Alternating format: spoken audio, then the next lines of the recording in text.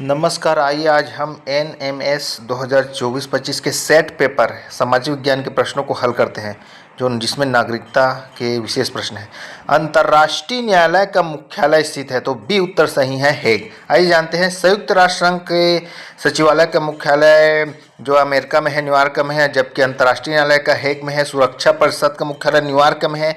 विश्व स्वास्थ्य संगठन का मुख्यालय जिनेवा और WTO का भी जिनेवा जो कि स्विट्जरलैंड में है।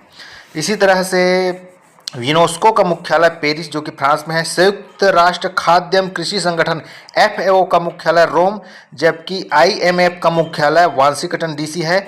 यूनिसेफ का मुख्यालय न्यूयॉर्क है और सम संगठन का जिनेवा स्विट्जरलैंड में है। तो बहुत सारे हैं जो प्रश्न आएगा। अगला है, भारत में आपातकाल की घोषणा किसके द्वारा की जाती है? तो राष्ट्रपति द्वारा की जाती है। आइए राष्ट्रपति के बारे में और कुछ जानते हैं।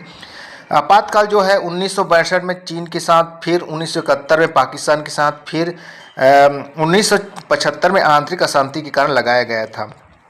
हमारे भारतीय संविधान के अनुच्छेद 352 में राष्ट्रीय आपातकाल लगाने का प्रावधान है। इसी तरह से अनुच्छेद 356 में भी राज्यों में संवैधानिक तंत्र की विफलता में भी लगता है, और 360 में वित्तीय आपातकाल में भी जो है लगता है। आइए अगला प्रश्न है, भारत में राष्ट्रीय ध्वज का आकार का अनुपात है 3:2। राष्ट्रीय ध्वज को जानिए, क्या है राष्ट्रीय ध्वज? इसमें केसरिया रंग जो है ऊपर रहता है, शक्ति और साहस का प्रतीक। सफ़ेद रंग बीच में रहता है, शांति और सत्य का प्रतीक। हरा रंग नीचे रहता है जो कि विकास का प्रतीक है। और इसमें 24 तिलियाँ होती है जो सारनाथ में अशोक स्तंभ से लिया गया है, चक्र से। तो इस तरह से हमारे तिरंगे की संरचना है जो 3:2 होती है। आइए अगला प्रश्न लेते हैं। छत्तीसगढ़ विधानसभा में सदस्यों की अधिकतम संख्या है 90, तो यहाँ पर आ जाएगा 90, सी उत्तर सही है। अगला प्रश्न देखिए, भारतीय संविधान के लक्ष्य और उद्देश्यों का वर्णन है किसमें है? तो प्रस्तावना में है। प्रस्तावना जिसको हम भारतीय संविधान की आत्मा कहा जाता है। भारतीय संविधान की प्रस्तावना जिसे उद्देशिका भी कहते हैं, ये जो है 26 नवंबर 1949 को लागू हुआ था। इस संविधान में 73 शब्द है और 42वें संशोधन द्वारा समाजवादी, धर्मनिरपेक्ष और अखंडता शब्द जोड़े गए हैं। भारतीय संविधान की प्रस्तावना की अवधारणा संयुक्त राज्य अमेरिका से लिया गया है। आइए अगला प्रश्न है, भारत के मुख्य न्यायाधीश आयुक्त का कार्यकाल होता है? तो सी उत्तर सही है, 6 वर्ष अथवा 65 वर्ष की आयु से पहले। आइए जानते हैं, मुख्य चुनाव आयुक्त की नियुक्ति भारत का राष्ट्रपति करता है। भारत के मुख्य निर्वाचन चुनाव आयुक्त 26वें ज्ञानेश कुमार है। इसका वेतन 2,50,000 होता है। और मुख्य चुनाव आयुक्त को संसद द्वारा महाभियोग पर राष्ट्रपति द्वारा हटाया जा सकता है। ये परीक्षा में पूछ सकता है। चलिए अगला है, राज्यसभा के कितने सदस्यों को राष्ट्रपति मनोनीत करता है? तो बी उत्तर आएगा, 12 सदस्यों को वो मनोनीत करता है।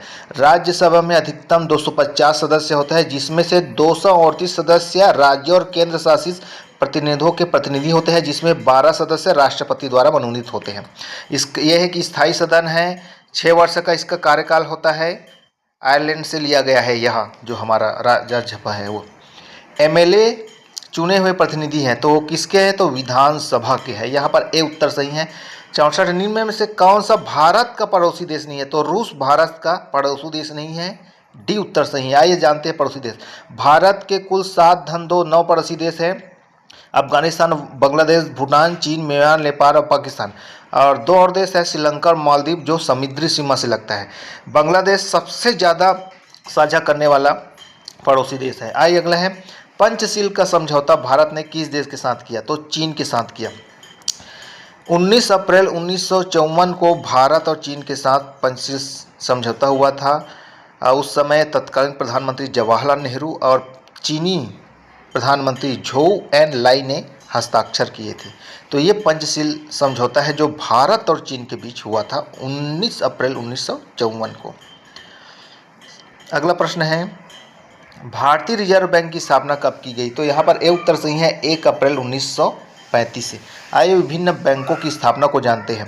Punjab national bank 1894, bank of India 1906, bank of Baroda 1908, central bank of India 1911, state bank 1 जुलाई 1955, भारतीय रिजर्व बैंक परीक्षा में आया है 101 अप्रैल 1935। अगला प्रश्न है ISI चिन्ह प्रदर्शित करता है, तो ये है उत्तर उत्पाद की गुणवत्ता। सी उत्तर सही है। भारत में ISI भारतीय मारक ब्यूरो BIS जारी करता है। BIS भारत सरकार की संस्था है। यह उपभोक्ता मामले, खाद्य एवं सार्वजनिक वितरण मंत्रालय के अधीन काम करती है। ISI mark. चलिए अगला देखते हैं। जर्मनी की मुद्रा है, तो यहाँ पर आ जाएगा यूरो। यूरो जर्मनी की मुद्रा है। विभिन्न देशों की मुद्रा के बारे में जानते हैं, बहुत सारे हैं। देखिए, भारत की मुद्रा रुपया उसका प्रतीक दिया है। संयुक्त राज्य अमेरिका का डॉलर है। चीन का युआन है। जापान का येन है। यूरो क्षेत्र का यूरो है। ऑस्ट्रेलिया का ऑस्ट्रेलियाई डॉलर है। कनाडा का डॉलर है। यूनाइटेड किंगडम का पाउंड है। उसका चिन्ह भी देखिए बना हुआ है। तो ये विभिन्न देशों की मुद्राएं हैं जो परीक्षा में आ सकते हैं, और बहुत सारे देश हैं जिसकी मुद्राएं जो है परीक्षा में आने लायक है। बच्चों को इसके संबंध में जानकारी रखना चाहिए। आइए अगला प्रश्न लेते हैं। भारत में प्रथम पंचवर्षीय योजना का मुख्य विषय था, तो मुख्य विषय कृषि था। ये उत्तर सही है। आइए जानते हैं पंचवर्षीय योजना के बारे में। पहली पंचवर्षीय योजना 1951 से 56 के बीच हुई थी, जिसे हेराल्ड मॉडल कहते हैं। और इसरो की स्थापना चौथी पंचवर्षीय योजना में की गई थी। गरीबी हटाओ का नारा 5वीं पंचवर्षीय योजना में है। कौन पंचवर्षीय योजना 4 साल चली, तो 5वीं पंचवर्षीय योजना। पंचवर्षीय योजना किस देश से ली गई है, तो रूस से लिया गया है। आइए अगला प्रश्न है। 70 अप्रत्यक्ष कर है, तो GST कर यहाँ पर जो है अप्रत्यक्ष कर है। देखिए यहाँ पर प्रत्यक्ष अप्रत्यक्ष कर के बारे में दिया गया है। प्रत्यक्ष कर व्यक्तिगत पर लगता है, अप्रत्यक्ष कर वस्तुओं पर लगता है। प्रत्यक्ष कर को प्रगतिशील कहते हैं, अप्रत्यक्ष कर प्रगतिशील नहीं है। आयकर, निगम कर, संपत्ति कर, उपहार कर, ये सब प्रत्यक्ष कर है। जबकि बिक्री कर, सीमा शुल्क, उत्पाद कर, टोल कर, मनोरंजन कर, सेवा कर, ये जो है अप्रत्यक्ष कर है। तो इस तरह से ये पूरा है। नीचे लिखे लिंक डिस्क्रिप्शन लिंक में, और जो सेट पेपर के जितने प्रश्न हैं, प्रश्न 1 से लेकर 90 तक को आप जान सकते हैं। धन्यवाद। जय हिंद, जय भारत।